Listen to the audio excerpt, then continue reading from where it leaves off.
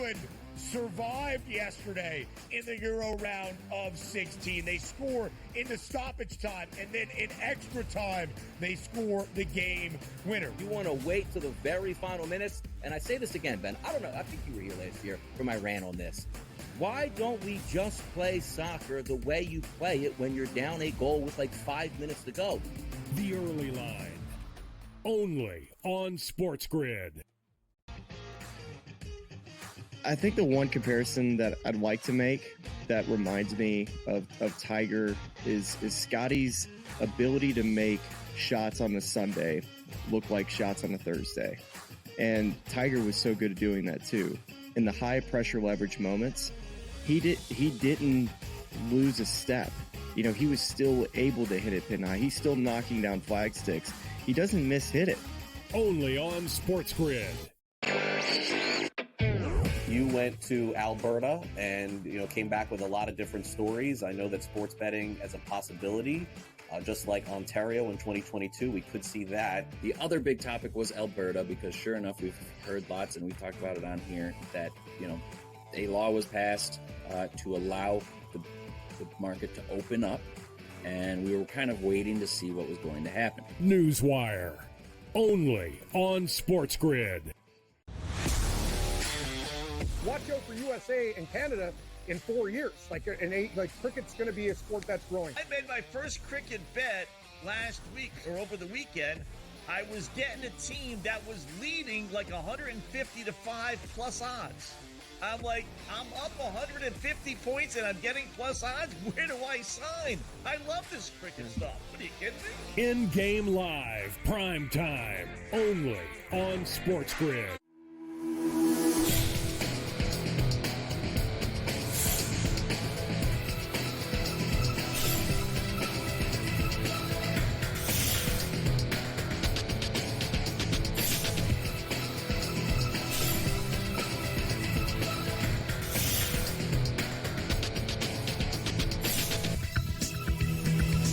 Good morning. Welcome to NewsWire here on SportsGrid. I'm Craig Mish. We got a fun show planned for you today. July 4th is tomorrow. Naturally, those of you celebrating, hopefully all of you, happy July 4th holiday to you. But we got a great show planned ahead for you. We'll get to the latest in the National Basketball Association. Some big news there with one of the greatest players ever to play, who will continue to play. We'll have more on that in just a minute.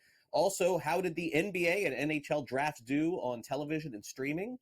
Simon Applebaum will be with us to talk about that. Our guest contributor today from Legal Sports Report is Sam McQuillan with the very latest on sports betting. And our first check at the upcoming college football season. You'll be seeing a lot more of Bill Bender here on our program. Bill joins us for about 8 months out of the year. We gave him a break. We're bringing him back. Of course, college football now less than 2 months away. So let's get started with the big stories today as we lead off the show with LeBron James staying in Los Angeles, and not at a discount either. 2 years, $104 million. He returns to the Lakers, has a no-trade clause, has a player option next summer, and also ESPN reports that there's still a conversation with the Lakers about LeBron taking a little bit less so they can have some more roster flexibility. But needless to say, we always knew this was going to happen. LeBron's going to stay in LA. I don't think it's as much about the Lakers as it is about now his son is on the Lakers too. So we'll see that transpire later on in the fall. 2 rookies have been named to the WNBA All-Star game and the All-Star team. Of course, no surprise here. Caitlin Clark and Angel Reese. They're both involved now in the game. And of course, since the WNBA began in 1999, there have been 473 players selected to the All-Star team. Clark and Reese are now the 29th and 30th rookies to have been named to the All-Star team. So really cool moment there for them. Also last night in the WNBA, Angel Reese posts another double-double, making it 11 straight for her. It's the longest streak in the WNBA in a single season. 12 points, 19 rebounds. Chicago Sky defeated the Atlanta Dream 85-77. It was a great moment for Angel Reese, though, yesterday, noting that she made the All-Star game and sounded a little bit surprised by it. We won today, but they just told me I'm an All-Star. And I'm just so happy. I know the work I put in. Coming into this league, so many people doubted me and didn't think my game would translate and I wouldn't be the player that I was in college or better or would be worse and wouldn't be where I am right now. But I trusted the process and I believed, and I'm thankful that I dropped to 7 and was able to come to Chicago. And like, it's just a blessing. I can't thank my teammates and my coaches enough for just believing in me and trusting me. And I know all of them are going to come to Phoenix and support me. So I'm really happy right now. Yeah, so I picked up a ball when I was 4. My mom had me playing with my brother. My brother also plays basketball as well. My mom and dad both play basketball. Being an all-star was never really on my list. Of course, being a champion, I really don't write down individual accolades. I always write down what I want as a team, and walking out of there, I always wanted to be a winner. In college, I wanted nothing but to win, and going to LSU and being able to win that national championship, and then coming to Chicago and wanting to build this back up. It starts somewhere, and I have to kind of give myself some grace of what I'm doing as a rookie. But yeah, being an all-star wasn't really on my list as a rookie.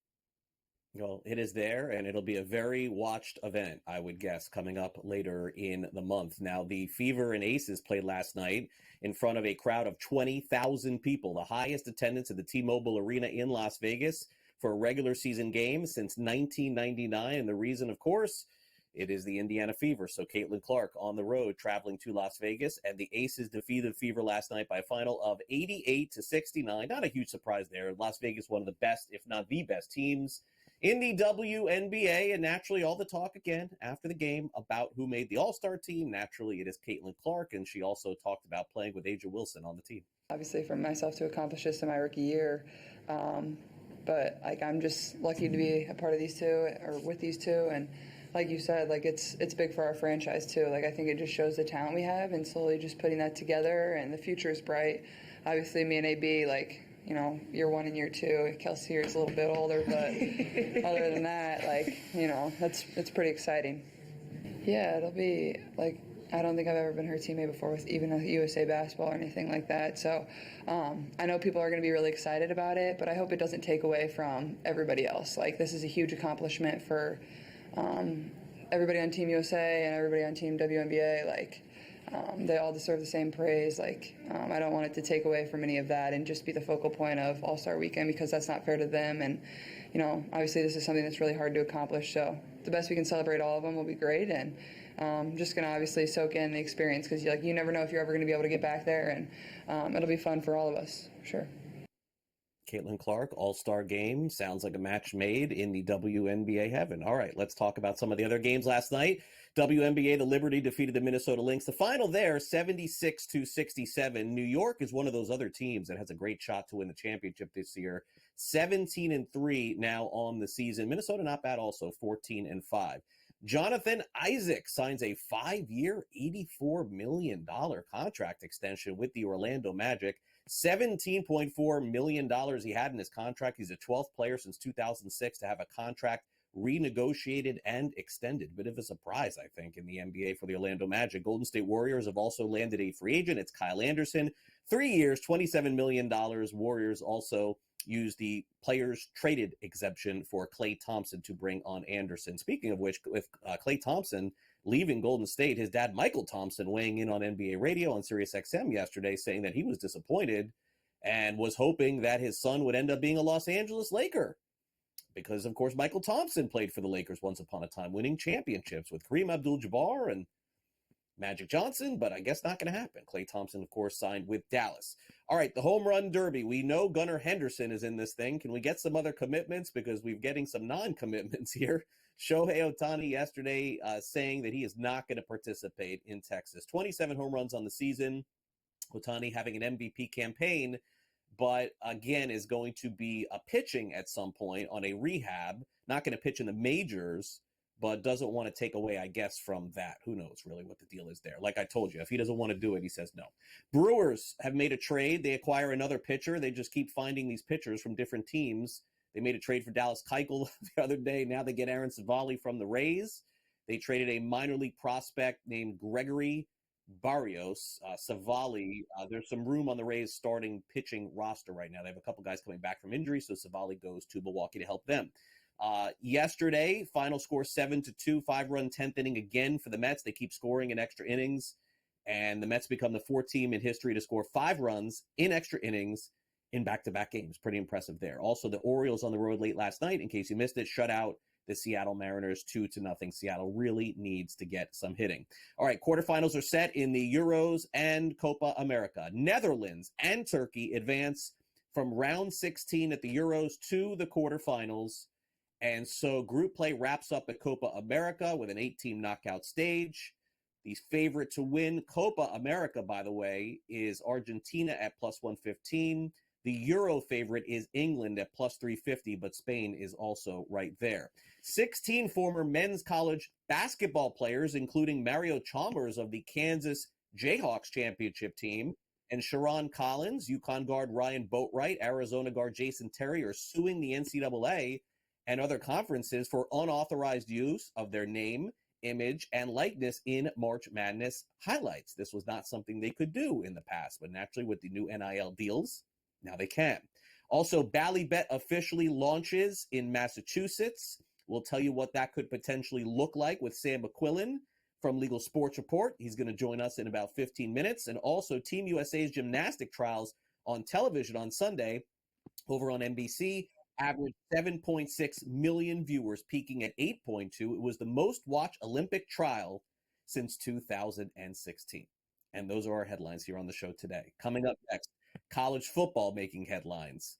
It's going to be a new day for college football. More teams, different conferences, teams leaving conferences. We'll try to sort it all out for you. We got a couple of months to do it. Bill Bender joins us from Sporting News next.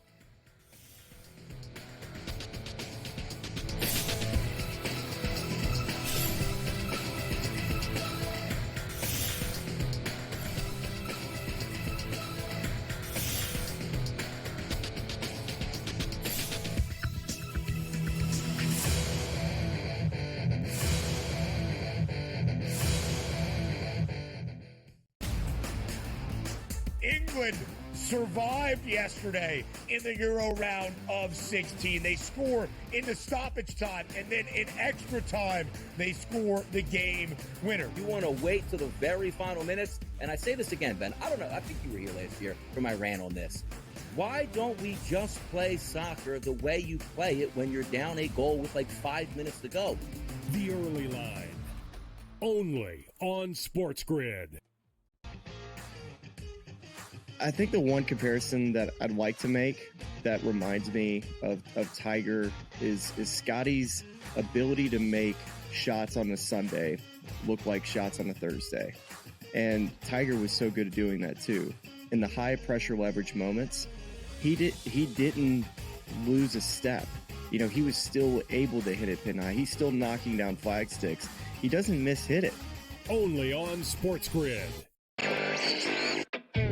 You went to Alberta and, came back with a lot of different stories. I know that sports betting as a possibility, just like Ontario in 2022, we could see that. The other big topic was Alberta, because sure enough, we've heard lots, and we've talked about it on here, that, a law was passed to allow the market to open up, and we were kind of waiting to see what was going to happen. NewsWire. Only on SportsGrid. Watch out for USA and Canada in 4 years. Cricket's going to be a sport that's growing. I made my first cricket bet last week or over the weekend. I was getting a team that was leading like 150 to 5 plus odds. I'm like, I'm up 150 points and I'm getting plus odds. Where do I sign? I love this cricket stuff. What are you kidding me? In-game live, prime time, only on SportsGrid.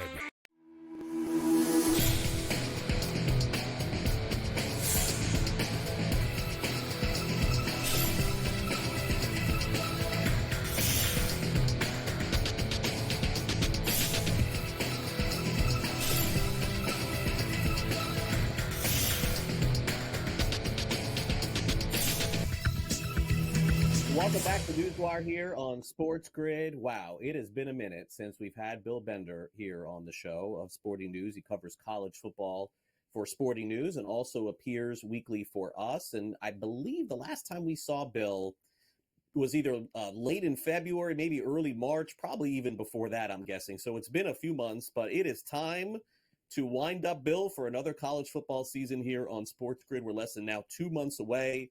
A lot of catching up to do. Bill, thanks again for coming on NewsWire. It's great to see you. No, yeah. Once we get into media season, and I think Monday with Texas and Oklahoma officially joining the SEC and all these moves that we have to catch up on, I've been telling people for a while, Craig, that it's a how does this work season with the new conferences, with the playoffs, the new teams. There's a lot to sort out. There's no doubt about that, and it's good to be back. Yeah, and I think that's probably our best bet here to do this for a couple of weeks before we really get into some of the games. The conferences have been realigned, as Bill mentioned. If you have not been paying attention, the SEC, still the premier conference probably in the country, has added a couple of teams. The Big Ten now has 18 teams. The ACC has 17. The Big 12 has 16. The SEC has 16. And the Pac-12 has 2. And I know they went off the air the other day on television. There's no more Pac-12. I did see that as well. So we could go in a number of different directions here. I mean, I guess let's start with what's going on here with the Pac-12. Are they going to continue? And then, in your opinion, do you think that people will enjoy this new alignment in college football? There's going to be a lot of surreal moments this year. And I'll start at the top. It hit me when you said 17 ACC teams, and then you're like, oh, yeah, SMU, Cal, and Stanford are in that league now. And I may be watching a late-night game between Stanford and Wake Forest, and it's not a basketball game. I don't know what they'll do with Oregon State and Washington State other than I think their most logical move is to probably go into the Mountain West and try to find some access into the playoff that way. It's one of the casualties of losing the Pac-12 is those are two outposts that have a history in college football, and you hate to see it go. Talking about the SEC at the top, another pinch me moment will be seeing Texas and Georgia in a huge SEC game, maybe twice, maybe 3 times with the 12-team playoff. And, you know, of course, up here in Big Ten country, the Pac-12 games, USC and UCLA were teams that I grew up not really liking, because they were the Pac-12 team at the end of the rainbow at the Rose Bowl that the Big Ten champion had to go up against. And now the game at the Coliseum and the game at the Rose Bowl is a conference game. Those are some of the moments that are going to hit me this season. Yeah, again, as somebody who is I live in South Florida. It's like sort of ACC country, but going to school in SEC country and being a Gator, it's kind of crazy for me to see all these different matchups. And look, I think it'll be interesting. I think it'll take some time to get used to. The only thing that really is going to take some getting used to are the betting odds, Bill, because this is has some shock value looking at the potential winner to win the SEC and seeing Texas there, right in the thick of it to win the SEC. Clearly Georgia's still the favorite at plus 180. Fair to say, I think at this point, Alabama, if you ever would say that they're a team in transition in the last 15 years, this is probably the year for them. Ole Miss could be strong. I think the odds makers are basically telling us, Bill, it's anybody's at this point. I don't think they know what to do with these odds, but it's very easy to just simply make Georgia the favorite because they're expected to be one of the best teams in college football again. Yeah, and their road is not easy. I think before you make a pick on the SEC champion, you have to consult these schedules because with a 16-team setup, there are imbalanced schedules. I don't have to tell you twice how difficult Florida's schedule is this season. It's one of the most brutal in recent memory that I've ever seen when you see all the teams they're playing within the conference, and then they're playing Miami and Florida State outside of the conference. So you look at Texas, tough road game at Michigan in non-conference play, traditional matchup with Oklahoma. Other than that, it's Georgia and Texas A&M. So if they can win 3 of those games or even split those 2 games, not lose any of the rest, you're looking at a 10-2 Longhorns team that will probably be in Atlanta for the SEC championship game in their first season in the conference, which is a scenario I would have not dreamed of saying 3 years ago when they joined it. So they are definitely a team to watch. Oklahoma, conversely, brutal schedule. Got to play Alabama, got to play Tennessee, got to play LSU. It is one of those things where before you make a call, make sure you look at the schedules, especially in the Big Ten and the SEC. Yeah, it's going to be a little bit revolving, I think, with odds over the course of the season. I don't think the favorites are going to be the favorites the entire year. You mentioned Texas and Oklahoma, which is crazy. How about the Big Ten? The fact that Oregon is as close to a favorite to win this conference as Ohio State. I don't think people would have guessed that. People may look at Michigan and say, wait a second, why is Michigan 7-1? A lot of kids left. Jim Harbaugh not there. two-team race here between Ohio State and Oregon? It seems like this is a little different than the SEC, Bill.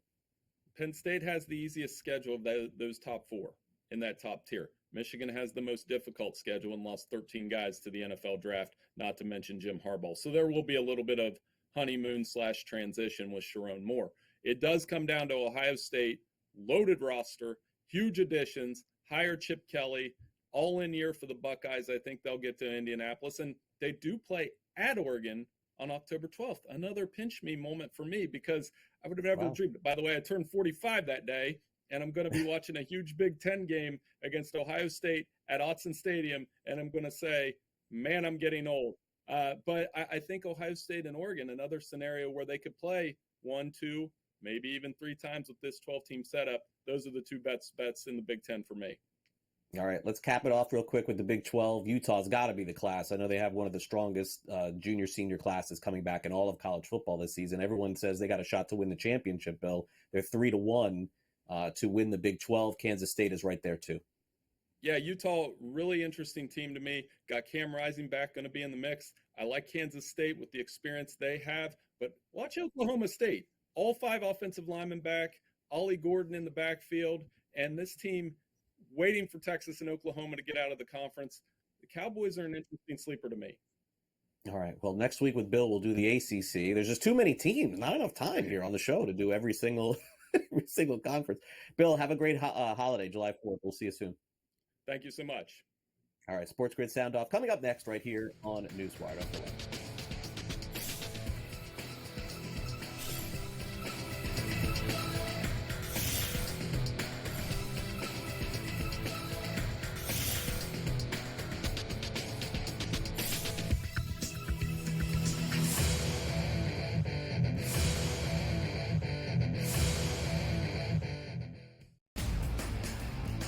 England survived yesterday in the Euro round of 16. They score into stoppage time, and then in extra time, they score the game winner. You want to wait till the very final minutes? And I say this again, Ben. I don't know. I think you were here last year for my rant on this.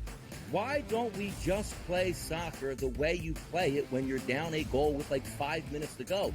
The Early Line, only on SportsGrid. I think the one comparison that I'd like to make that reminds me of Tiger is Scotty's ability to make shots on a Sunday look like shots on a Thursday. And Tiger was so good at doing that too. In the high pressure leverage moments, he didn't lose a step. You know, he was still able to hit it pin high. He's still knocking down flag sticks. He doesn't miss-hit it. Only on SportsGrid. You went to Alberta and, came back with a lot of different stories. I know that sports betting as a possibility, just like Ontario in 2022, we could see that. The other big topic was Alberta, because sure enough, we've heard lots, and we've talked about it on here, that, a law was passed to allow the market to open up, and we were kind of waiting to see what was going to happen. NewsWire, only on SportsGrid. Watch out for USA and Canada in 4 years. Cricket's going to be a sport that's growing. I made my first cricket bet last week or over the weekend. I was getting a team that was leading like 150 to 5 plus odds. I'm like, I'm up 150 points and I'm getting plus odds. Where do I sign? I love this cricket stuff. What are you kidding me? In-game live, prime time, only on SportsGrid.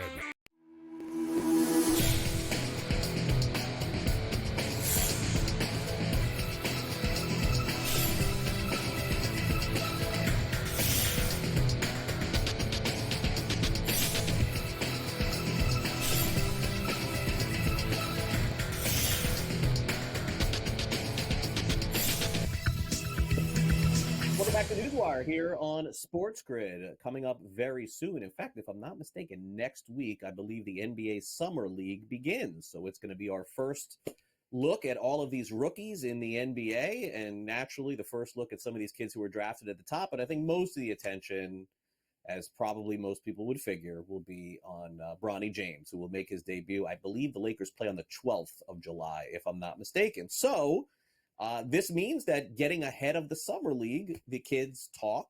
They have their rookie press conferences before they actually suit up and play a game. Bronny's was yesterday, and he was asked about the possibility prior to the draft of playing with his dad, surprisingly coming out and saying that he didn't really consider that as an option.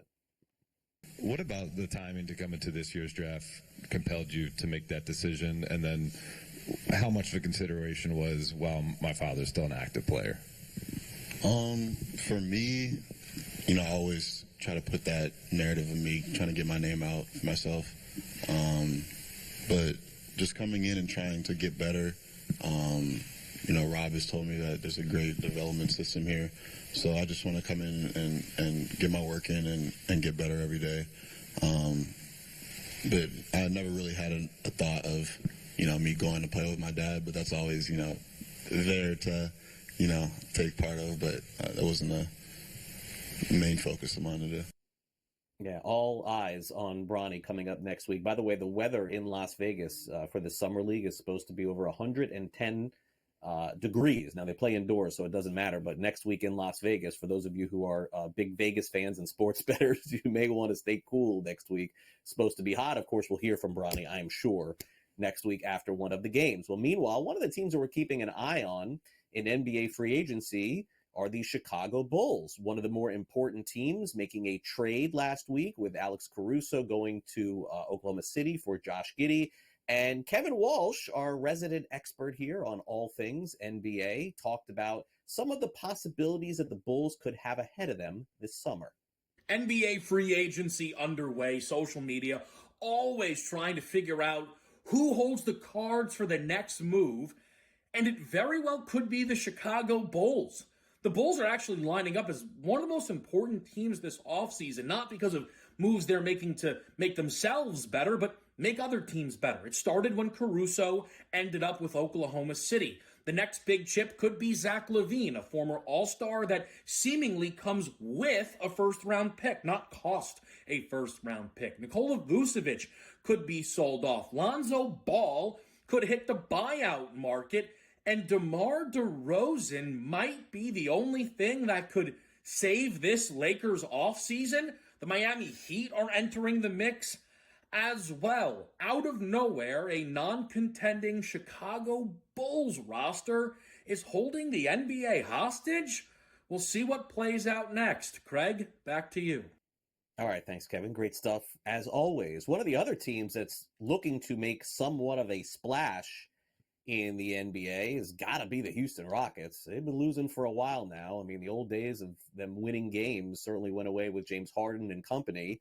Looking to maybe make a trade. We've heard the name Kevin Durant floated around. Well, the one thing we know they did was use the third overall pick in the draft on Reed Shepherd out of Kentucky. And Shepherd, a great player with the Wildcats, talked about what his future looks like with the Rockets. Yeah, obviously win a championship. I think that's the main goal. As a basketball player, is you want to win at the highest level and you want to be the champion. But at the end of the day, being a guy that everyone looks at and knows he played really hard, he played with a lot of positivity. He was a good teammate. He was a good person off the court. I don't want to just be known as a basketball player. I think it's very important to get out in the community and interact with the fans and have good relationships with your teammates and the coaches in the front office and everyone in Houston. Just being that good team and community guy that looking back 20 years, they're not like, oh, he just played basketball. He was a winner, he was a competitor, but also he was a good person.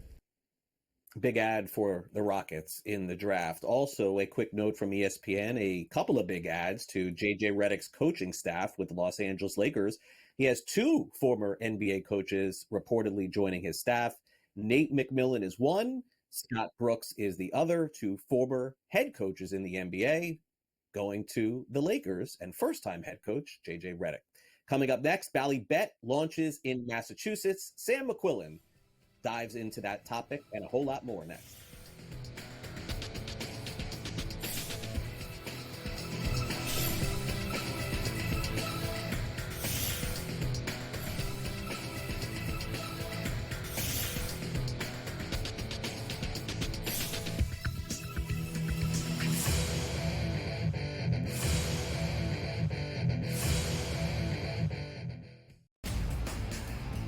England survived yesterday in the Euro round of 16. They score in the stoppage time, and then in extra time, they score the game winner. You want to wait till the very final minutes? And I say this again, Ben, I don't know, I think you were here last year for my rant on this. Why don't we just play soccer the way you play it when you're down a goal with like 5 minutes to go? The Early Line, only on SportsGrid. I think the one comparison that I'd like to make that reminds me of Tiger is Scotty's ability to make shots on a Sunday look like shots on a Thursday. And Tiger was so good at doing that too. In the high pressure leverage moments, he didn't lose a step. You know, he was still able to hit it pin high. He's still knocking down flag sticks. He doesn't miss-hit it. Only on SportsGrid. You went to Alberta and, came back with a lot of different stories. I know that sports betting as a possibility, just like Ontario in 2022, we could see that. The other big topic was Alberta, because sure enough, we've heard lots, and we've talked about it on here, that, a law was passed to allow the market to open up, and we were kind of waiting to see what was going to happen. NewsWire, only on SportsGrid. Watch out for USA and Canada in 4 years. Cricket's going to be a sport that's growing. I made my first cricket bet last week or over the weekend. I was getting a team that was leading like 150 to 5 plus odds. I'm like, I'm up 150 points and I'm getting plus odds. Where do I sign? I love this cricket stuff. What are you kidding me? In-game live, prime time, only on SportsGrid.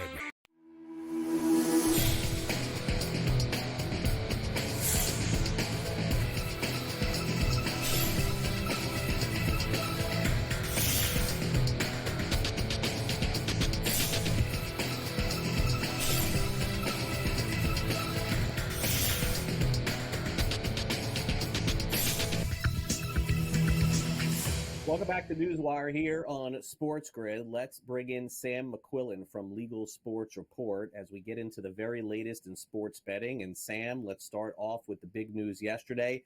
Ballybet makes it official. They are on board in Massachusetts. Thanks for coming on. Let's get to it. Yeah, Craig, Ballybet finally launching in Massachusetts yesterday, nearly a year and a half after most of the state's other apps. The state now has 7 legal sports betting apps after Betr and WynnBET decided to pull out in February. Those apps actually only combined for less than 3% of the market share, which is why they left. So it has a lot of people wondering why now for Bally's. It could be a similar experience for them, quite frankly, because in other states they operate in, they hold less than 3% of the market. So a lot of people wondering why now for Bally's. There's been reports that the launch already maybe hasn't gone so well. People struggling with signups. Bally's switched over to the new third-party technology last fall, owned by Canby. So a lot of people, wondering why now. And the answer probably is Rhode Island and iGaming. It just so happens that they have a monopoly on iGaming in Rhode Island, the neighboring state to Massachusetts, which could present a huge opportunity for the company, which has thrown about $3 billion away on failed sports betting investments. Now management has been talking about we need to ramp up iGaming. So people are thinking, okay, maybe they took forever because they weren't good with the technology. They finally launched because they, believe that they can really tap into that market in the neighboring state. A lot of people on the Massachusetts border could theoretically drive over the border, go into Rhode Island. They could get them as customers, and that would be essentially a cross-selling opportunity for Ballybet from Massachusetts to Rhode Island.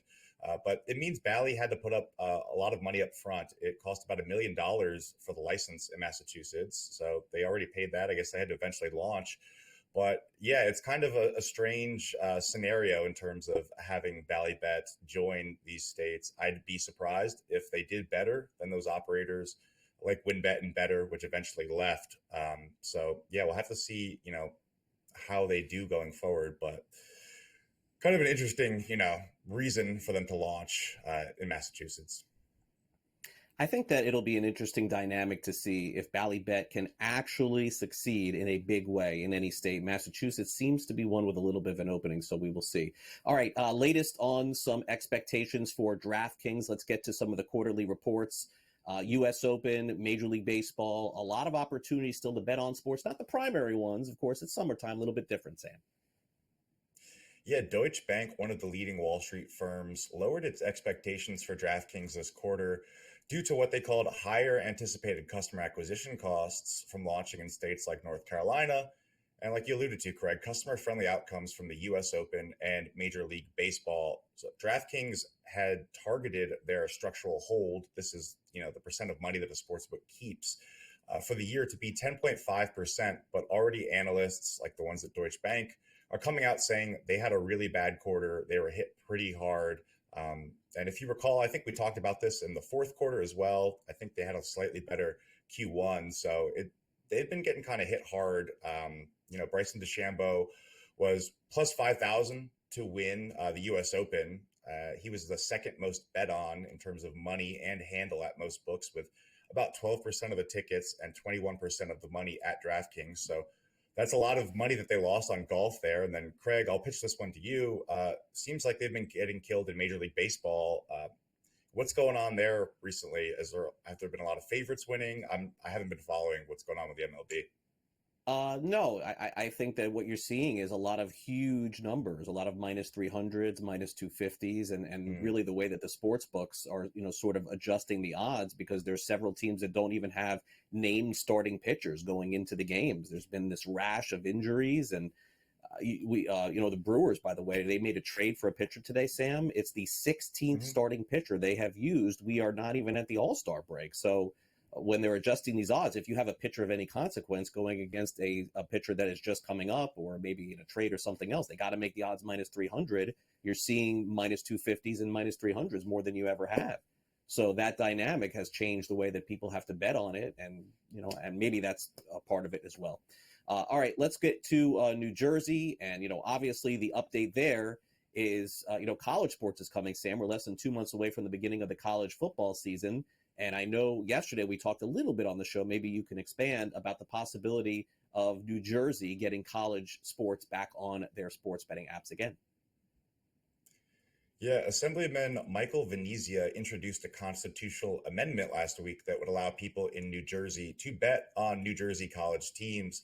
New Jersey, one of a handful of states where, you can't bet on the in-state teams, much to people's aggravation in the state. If you recall, the restriction a few years ago prevented a lot of action on St. Peter's when it made its Cinderella run to the Elite Eight in March Madness. It actually, the scenario caused bettors who picked North Carolina to win the East region to get paid out before the final game was even played, because you couldn't, if you couldn't have bet on St. Peter's. So North Carolina would have been the farthest that team had won. I mean, North Carolina did actually end up winning, so it avoided a really weird scenario where, let's say, St. Peter's won the whole thing. If you had bet on the opposing team that they played in the final to win it all, you would have made money on them if you're in New Jersey. So there's now another push in New Jersey to, basically repeal this. It's not this assemblyman's first try. A few years ago, he was behind, or part of rather, this push for another constitutional amendment, which was actually rejected by the state. About 57% of the people in New Jersey that voted at the polls voted against it. So you have to think, will they be successful this time? Will it take another push? And multiple sports books have struggled as well with this rule, getting fined for mistakenly leaving open markets that they probably shouldn't have. So you have to think the industry is rooting behind this. More betting is always good for the industry. They will also argue that a lot of it happens offshore. More betting is essentially just good for the industry. So they're going to be behind this as well. But the legislature is one of the few that are still in session right now. So obviously they're off for the July 4th holiday. We'll see if this becomes a priority afterwards. But if a state like New Jersey, which quite frankly is pretty prominent in sports betting policy, when they make a big decision or big move, people tend to follow, people tend to listen. So if they get this done, it would be huge for the state, huge for the sports books, and potentially could spread to other states and reverse a trend that we've seen, with more and more crackdowns, less less bets people want to have on college players could be a good thing overall if you're bullish on the industry. Yeah, I would agree. Let me ask you real quick, Sam, before you go. Do you anticipate these college player props still being available in some places this upcoming college football season? In some places, yes, but in less places probably, because we've seen that push from the NCAA. The sports books have gotten involved too. There's a lot going on behind the scenes. I mean, the NCAA is a mess, so anything they can do probably to have less betting or less headlines, I would say they'll be behind it. So a few states will hold out, but if I had to guess, if you asked me 2 years from now, maybe zero. Yeah, I mean, it could be. I think that we could be heading toward the end of player props in college sports, generally speaking, or maybe some max bets, which is what I've been suggesting for a long time. Anyway, Sam, great to have you back here on NewsWire. Thanks again for coming on. Yep, absolutely. Thank you, Craig. All right, Sam McQuillan from Legal Sports Report. All right, coming up next, we've got Simon Applebaum from the podcast Tomorrow Will Be Televised. How many people were watching the NBA draft, he will tell us. How many people watched the NHL draft, he will tell us. And what about this story that DirecTV and Sunday NFL Ticket in the NFL have lost a suit that means they have to pay out billions, with a B, of dollars to customers who used to subscribe to Sunday NFL Ticket. Will that actually get paid out? And what does the future look like for Sunday Ticket as well? Simon's got some answers for us when we return next here on NewsWire. So stick with us here on the show as we'll be right back.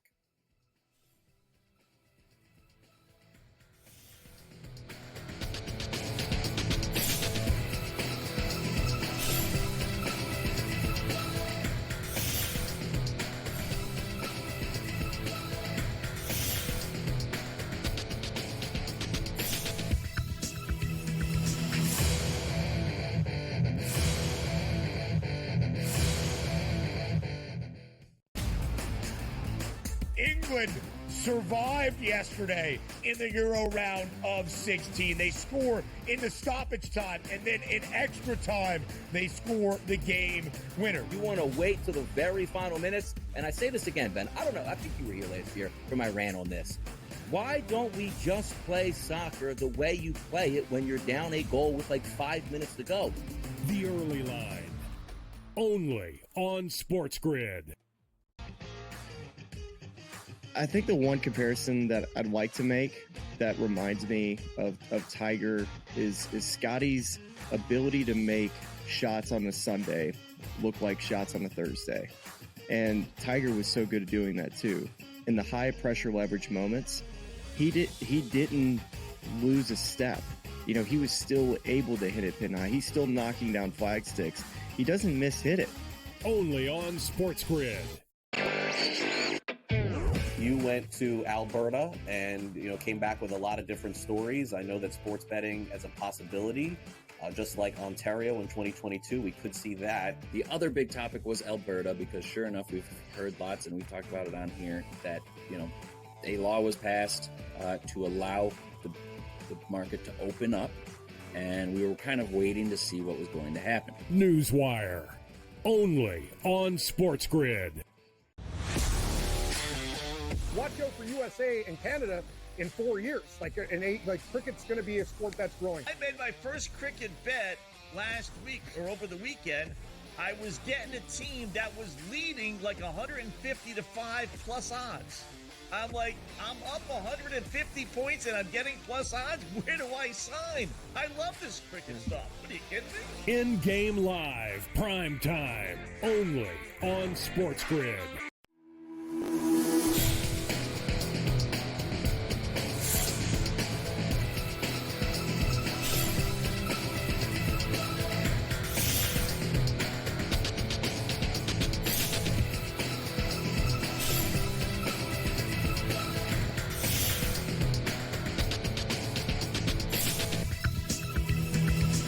Welcome back to NewsWire here on SportsGrid. Always fun to catch up with Simon Applebaum of the podcast Tomorrow Will Be Televised. His last episode featured Vice President of SportsGrid, Greg Sussman. May want to check that out. Simon, welcome back to the show. Let's get right into it. NBA draft, probably the least exciting we've seen in years, but, sometimes it doesn't mean anything. You tell us. What did the viewership look like? Well, for that opening night on ABC and ESPN, Craig, and great to be back with you, 4.4 million people saw it, which, by the way, was up 18% over last year. That was the opening night. The following day, not so great. In fact, ESPN has not released numbers, and there's a good reason why. It looked like amateur hour with the afternoon coverage and then the early evening coverage where Bronny James was finally drafted.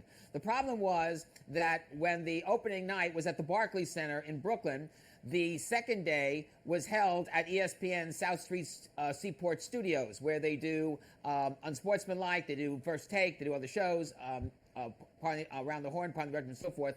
And the thing is, why not use outdoors and do what the NFL did, where they do now these Coachella, Lollapalooza-like scenes outdoors for the NBA draft? And rather than do that for the NFL, as they do with the NFL draft, you had this sort of studio that looked very plain. The podium where the NBA person was announcing it looked like amateur hour. It did not do good. On the other hand, the NHL draft, they had 502,000 people watching. It was down about 50% plus from last year. And part of the problems was you had the NBA draft, earlier that week, and then the NHL draft, which didn't get a lot of publicity on ESPN. Get it. But still, the NHL has got to be very happy with ESPN for a very, very good season overall with the Stanley Cup playoffs. And in terms of draft coverage, 2 out of 3 ain't bad, as the Meatloaf song would say, for what ESPN and ABC accomplished with the NBA and the NFL draft. All right, so now let's get to the story that was percolating around social media this week that it was worth a click to read, because when I saw this, I didn't really understand it, and now I do. So apparently, NBC has hired, and by hired meaning paying, Al Michaels for his name and his likeness and his voice as they use it through artificial intelligence to do post-Olympic recaps. Simon, I mean, maybe I'm crazy, but why didn't they just have him do it? Is it too early in the morning or something? This is a very strange story here. Because they want to showcase what artificial intelligence can do with original content for Peacock. And they want to give more value to Peacock as being the place to watch the Olympics any way you want. By the way, this was the item that was showcased this time last week. Remember I said last week that NBC Universal needed to do a press conference about where they're at with the Olympics 1 month before the games next in Paris? Well, last week, while we were on the air, this is what they showed at a press conference in New York at 30 Rock, Studio 8H, where Saturday Night Live is done. They showed this deal. And the way it works is this. You go to Peacock, you go to their homepage, and you get various ways you can use this feature. Let's say you want to get a recap of the top 3 sports you love, or behind-the-scenes gossip, or the key athletes, or the best viral moments. You then pick that on the home screen, and then you will get a 10-minute recap, customized the way you want, and you will hear the voice of Al Michaels. And that voice is generated by artificial intelligence. Nobody has ever done anything like this before. This has huge consequences for sports television, and this is also the latest example of how we are seeing artificial intelligence be involved in terms of making content, in terms of making ads, for programming and so forth. And this is going to be watched, I believe, by everybody in the sports TV world and by everybody in the programming world. So keep your eye on this. This is maybe a seminal moment in terms of how content is produced and presented on television. Yeah, I think people will probably be shocked to hear it for the first time. And if we get used to it, boy, this could, as you said, be the future there. Okay, so the big story earlier this week that got a lot of people excited was people like me, by the way, who have subscribed to Sunday NFL Ticket for a dozen years or whatever it is, hearing that this antitrust lawsuit was filed, and basically the NFL owes $14 billion, at least in theory, Simon, for having this exclusivity and charging as much as they did to broadcast all of the games on Sunday NFL Ticket. Now, again, a lot of this was through DirecTV before it went over to YouTube. Simon, the question I think that most people have at this point, are they going to pay this? Is there going to be a settlement? Like, somebody who paid $400 for Sunday NFL Ticket, are they getting that back? Like, what is happening here? I think that, first of all, the NFL's legal eagles are going to try to appeal this any way they can in U.S. District Court. And what they may say is, well, not all DirecTV customers are as angry as the 2-point-some million that filed this lawsuit in the first place. I think there may have to be a settlement because, don't forget, there's another deal in play here, which is this new Everpass venture that the NFL and Redbird Capital, the private equity investor, involved with, where they're now going to be able to sell NFL Sunday Ticket to bars, restaurants, casinos, other places that are not involved with DirecTV. This gives them an option to finally get in on NFL Sunday Ticket. And there's more to it because TKO, the company formerly of Endeavor that owns WWE and UFC, are now an investor in this venture, which means you could see at these hotels, restaurants, bars, etc., casinos that take NFL Sunday Ticket, they could run WWE events, they could run UFC fight cards, and they could, in terms of casinos, maybe offer sports betting as well as bars and restaurants. So how the NFL decides to deal with this lawsuit may very well determine how well they will do with this Everpass venture starting this fall. Yeah, I agree. It's a fascinating dynamic. And the venture you mentioned, bars and restaurants, what is that going to look like exactly?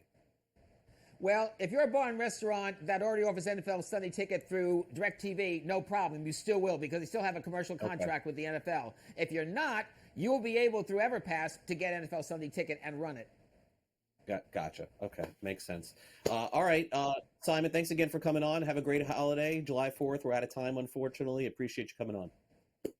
You too. All the best. And thank you, Michael Cohen, for everything, producing Sports NewsWire, including our segments here. All the very best to you. Yeah, that is true. Michael will be leaving us today. I'll talk more about that at the end of the show. But first, we've got some last licks to go over. 39 years ago today, a movie came out that actually involves sports betting. I'll tell you what I mean next.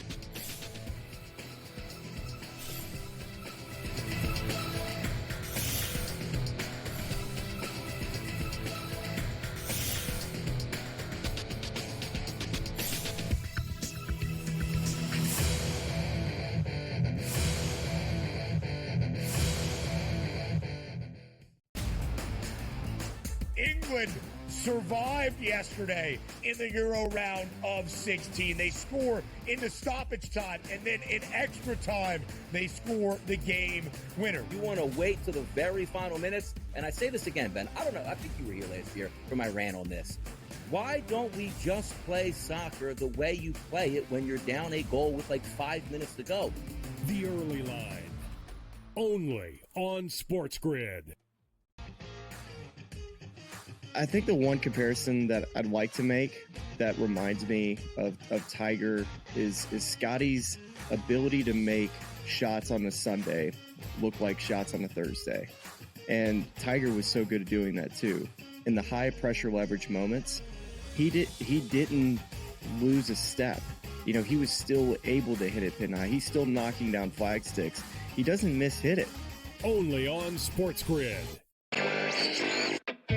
You went to Alberta and, came back with a lot of different stories. I know that sports betting as a possibility, just like Ontario in 2022, we could see that. The other big topic was Alberta because sure enough, we've heard lots and we've talked about it on here that, a law was passed to allow the market to open up, and we were kind of waiting to see what was going to happen. NewsWire. Only on SportsGrid. Watch out for USA and Canada in 4 years. Cricket's going to be a sport that's growing. I made my first cricket bet last week or over the weekend. I was getting a team that was leading like 150 to 5 plus odds. I'm like, I'm up 150 points and I'm getting plus odds. Where do I sign? I love this cricket stuff. What are you kidding me? In-game live, prime time, only on SportsGrid.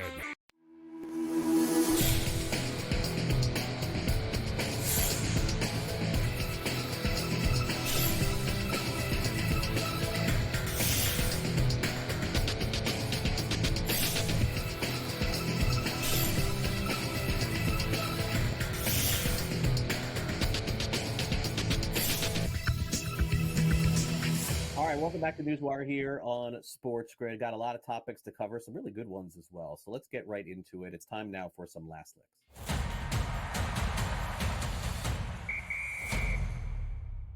All right, Jaylen Brown of the world champion Boston Celtics at a parade on June 22nd lost a ring. It was not his NBA championship ring. It was a ring that said 7UICE, meaning juice, I guess. And basically, this was an Eastern Conference ring, if I'm not mistaken. He went on social media saying that if anybody found his ring, he would do something nice for them. He said there would be a big reward. Well, lo and behold, somebody yesterday ended up finding Jaylen Brown's ring. And the reward indeed is good. It's a pair of tickets to see the Celtics ring ceremony courtside. He also met the fans. He gave them a signed basketball as well as a jersey. Good job, Jaylen Brown. This is what you want to do. Now, again, if it was an NBA championship ring, maybe there'd be some sort of ransom with whoever found this stuff. But come on, this is an Eastern Conference ring. What does it really mean to the fans? I think Jaylen Brown did a good job here. I think the fans did a good job here. You know how I feel about this, these home run balls. I'm not giving the athletes them back. But this is a personal item from an individual. It's not a championship ring. I think the right thing was done here. Jaylen Brown, good job there. 39 years ago today, Back to the Future came out. And this was not part of the original Back to the Future, but it's definitely worth talking about here. Do you guys remember this in Back to the Future 2, Gray's Sports Almanac, where the antagonist in the movie Biff got a hold of this almanac through old Biff? I mean, I can't take you through the entire movie here, but it involves sports betting because old Biff gave young Biff this almanac that had all the results of sports events from 1986 through 2000. So he was able to bet on all these and become very rich. And it changed the entire dynamic of the future in Back to the Future. Can you imagine if we had a Gray Sports Almanac now? That's what I'm getting at here. Could you imagine if we had a Gray Sports Almanac? Folks, can you imagine if you didn't even have the almanac, you just knew the outcome to one game in the future? Just one. That's all you really need. You don't need to. That's what was funny about the movies. Like, oh, he knew the outcomes to all these races for years. All you need is one, really, and you could change your life. Anyway, Back to the Future, one of my favorite movies. I know it was way before a lot of people's time here, 39 years ago. Finally, you win the NHL championship, and you leave your broadcast network. That's what the Panthers are doing. They said so long to Bally Sports. Imagine that. They got a better deal from a local station in South Florida. Basically, you can watch without having cable. You can watch without having streaming. The Florida Panthers are now off cable, off streaming, and on local again. So needless to say, it'll be interesting. What I believe the president of the team said, you need to go out and get what used to call rabbit ears for your TV. You don't really need those. I mean, you get the signal just by having a TV. But Florida Panthers cashing in on a championship with a different deal, not a cable regional deal. How about that? Go figure that. All right, coming up next, we've got our friends over at the Early Line, followed by Pharrell Coast to Coast at 3 o'clock Eastern. In addition to that, you can catch Game Time Decisions at 6. In-game live. I was on that show yesterday, by the way, with Joe Ranieri. And then tonight we have Sports Rage. Also want to thank Simon Applebaum for coming on the show, as well as Sam McQuillan and Bill Bender. Those were our guests today. Also, the last day for our producer of this wonderful show, Michael Cohen. Congratulations to Michael. He's moving on to greener pastures. He's done a fantastic job for us over the last year and a half.